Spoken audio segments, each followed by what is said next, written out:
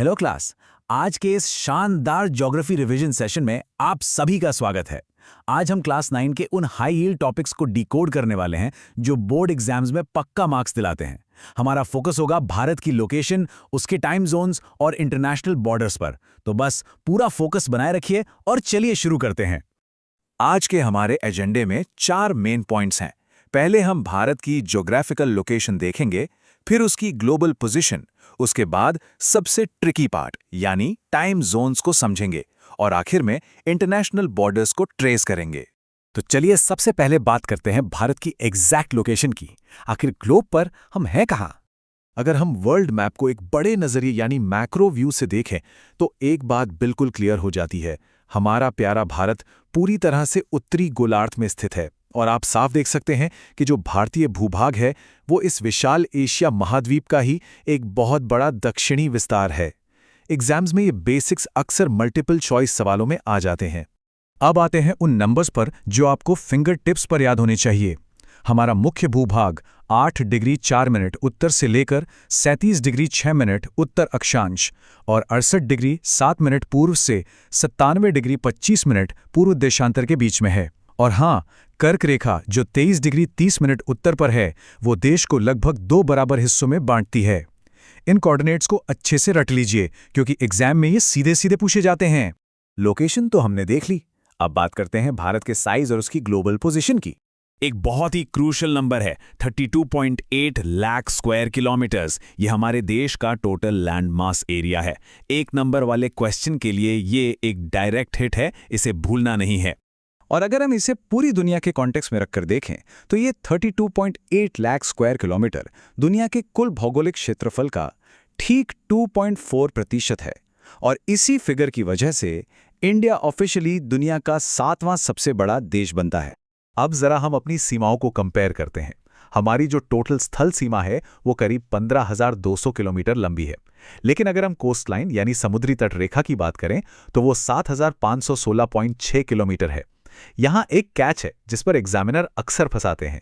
ध्यान रखिएगा कि इस 7,516.6 किलोमीटर के आंकड़े में हमारे अंडमान निकोबार और लक्षद्वीप जैसे द्वीप समूहों की तटरेखा भी शामिल है। आइलैंड्स का जिक्र हुआ है तो एक क्विक डायरेक्शनल चीट शीट भी देख ही लेते हैं। मुख्य भूभाग के दक्षिण पूर्व में यानी बंगाल की खाड़ी में आपको अंडमान और निकोबार द्वीप समूह मिलेंगे और दक्षिण पश्चिम में अरब सागर के अंदर लक्षद्वीप स्थित है। स्टूडेंट्स अक्सर जल्दबाजी में इन दोनों की लोकेशंस को मिक्सअप कर देते हैं, तो इसे माइंड में एकदम क्लियर रखना है। इसी से जुड़ा एक बड़ा ही इंटरेस्टिंग ज्योग्राफिकल ट्रिविया है आपकी बुक में। भारतीय संघ का जो सबसे दक्षिणी बिंदु था, जिसे इंदिरा बिंदु कहा जाता था, वो 2004 में आई सुनामी लहरों के दौरान पूरी तरह से समंदर में डूब गया था। ये फैक्ट एग्जाम्स के लिए काफी इंपॉर्टेंट है। चलिए अब बढ़ते हैं इस सेशन के सबसे ट्रिकी लेकिन सबसे इंपॉर्टेंट पार्ट की तरफ, टाइम जोन्स को डिकोड करना। या सबसे क्लासिक और बार बार रिपीट होने वाला क्वेश्चन ये आता है कि आखिर 82 डिग्री 30 मिनट पूर्व देशांतर रेखा को ही भारत का मानक यामी उत्तर क्यों माना गया है? इसके पीछे का स्पेशल लॉजिक क्या है, ये समझना बहुत जरूरी है। प्रॉब्लम दरअसल ये है कि भारत का जो देशांतरीय विस्तार है वो लगभग 30 डिग्री का है, जो कि बहुत विशाल है। इसका असर ये होता है कि पश्चिम में गुजरात और पूर्व में अरुणाचल प्रदेश के स्थानीय समय के बीच पूरे 2 घंटे का एक बड़ा गैप आ जाता है। अब इमेजिन कीजिए, अगर पूरे देश में एक कॉमन टाइम न हो तो ट्रेन्स और फ्लाइट्स का टाइम टेबल मैनेज करना कितना बड़ा नाइटमेयर हो जाएगा। और इसी बड़ी प्रॉब्लम का परफेक्ट सोल्यूशन हमें ये परिभाषा देती है। हमने 82 डिग्री 30 मिनट पूर्व देशांतर रेखा को अपना मानक याम्योत्तर यानी स्टैंडर्ड मेरिडियन चुना है। ये रेखा उत्तर प्रदेश के मिर्जापुर से होकर गुजरती है।